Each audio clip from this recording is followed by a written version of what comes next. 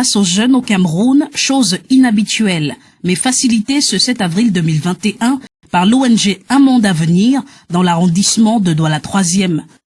Nous sommes dans un exercice de redevabilité et pour nous c'est toujours très intéressant de voir qu'un élu est capable de se prêter à ce jeu de redevabilité. Parce que nous militons pour que quand des gens se sont engagés à prendre les rênes, n'est-ce pas, de la gestion des affaires publiques par voie élective, que ces personnes se rendent disponibles à rendre compte.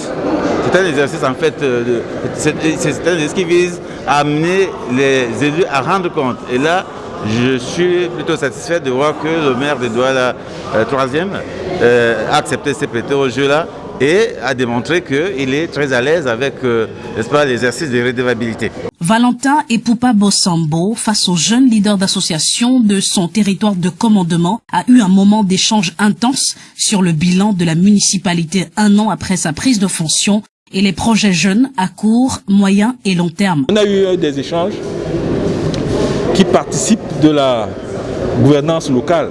Parce que quand vous savez que vous découvrez que vous êtes suivi par des agents, par une tranche de la population qui apparemment ne doit pas s'intéresser aux activités économiques, c'est particulièrement séduisant. Certains participants en sont ressortis très édifiés. Nous sommes satisfaits de cet échange avec nos dirigeants locaux parce qu'il est très important pour lui d'intéresser la jeunesse à la chose politique et à la gestion collective de sa communauté. Il a essayé tant bien que mal à expliquer aux jeunes les projets porteurs, les choses pour lesquelles la commune pense pour la jeunesse et l'État proprement dit. Donc je pense qu'au sortir de cette réunion, nous sommes plus ou moins satisfaits de cet entretien avec M. le maire. Tout au long de cet échange, nous avons été ravis que le maire de l'arrondissement de Douala 3e puisse nous détailler, puisse nous donner des brefs aperçus des activités, des missions, des activités qu'il a eu, les opportunités qu'il a offert aux jeunes, comme peut-être la fabrication, la pose et la fabrication des pavés et le recrutement de 110 jeunes pour la police municipale dans l'arrondissement de Douala 3e. Pour d'autres, de telles rencontres devraient se multiplier. J'ai pu constater qu'il y a plus d'eau sale que d'eau propre dans ma localité. C'est-à-dire qu'il y a plus d'inondations que d'eau potable. Et je venais rencontrer le maire pour demander également à ce maire qu'est-ce qui s'est passé avec le programme d'écurage des grains et d'aménagement de ces grains. Pourquoi ça s'est arrêté? Et pourquoi au Cameroun, précisément dans ma localité à Douala 3, on ne parvient pas à avoir l'eau potable?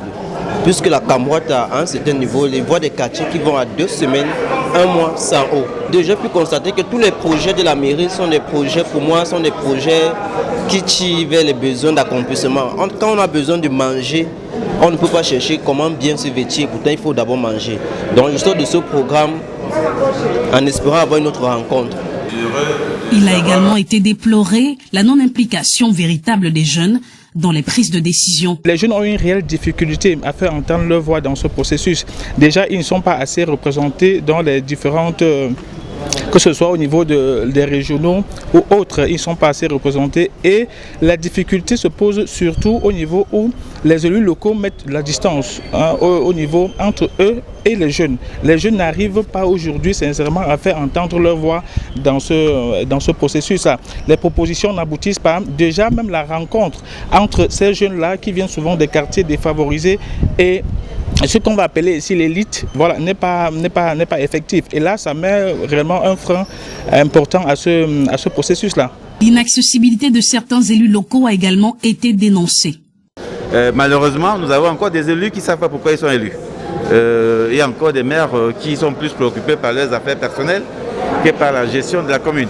Et ça, je crois que les médias, il faut en parler parce que si une commune a quelqu'un à la tête qui n'est jamais disponible, ça pose un problème. Je suis à Douala, je vais faire un travail de recherche sur la commune la commune Douala 3e.